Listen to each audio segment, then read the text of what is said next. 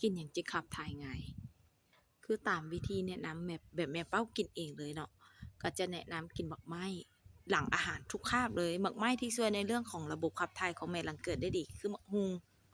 หมากมังกรบักม่วงสุกมันจะช่วยในเรื่องของระบบขับถ่ายได้ดีเยี่ยมเลยหลังกินอาหารทุกคาบให้แม่กินบักไม้พวกนี้ตามจะเป็นชนิดใดชนิดหนึ่งก็ได้ที่ว่าเฮามักกินและให้กินตามหลังอาหารทุกคาบที่เฮากินอาหารแล้วหลายคนมักจะแบบอุ๊ยข้อยก็กินบักไม้หลายได้กินผักหลายได้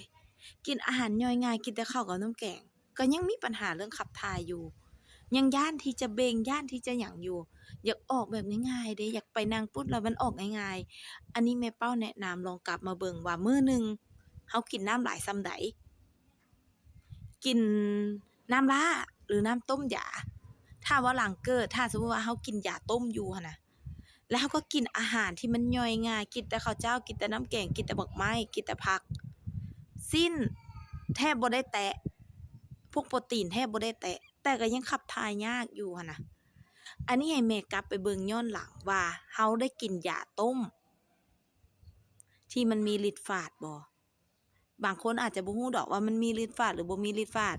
เพราะว่ายาต้มเหมือนผู้เฒ่าให้กินมันจะเป็นแบบว่าหลายอันจักรากหยังต่อรากหยังมาผสมกันหลายอันแรง ซึ่งเฮาเองก็บ่สามารถรู้ได้ว่ามันเป็นยาชนิดใด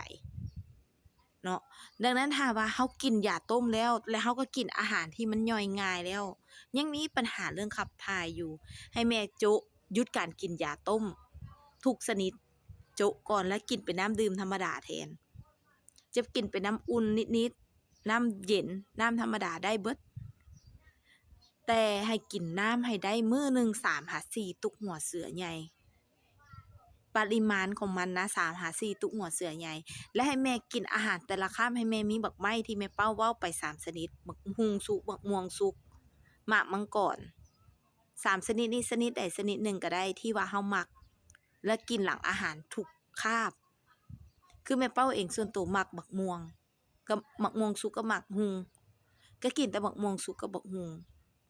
คันกินบักม่วงก็คาบละหน่วยกินบักฮุงสุกก็คาบละครึ่งหน่วยเพราะว่ามันหน่วยใหญ่เด้เนาะหลังอาหารทุกคาบเลยแล้วก็กินน้ำดื่มหลายๆคือบ่ได้มีปัญหาเรื่องขับถ่ายเลย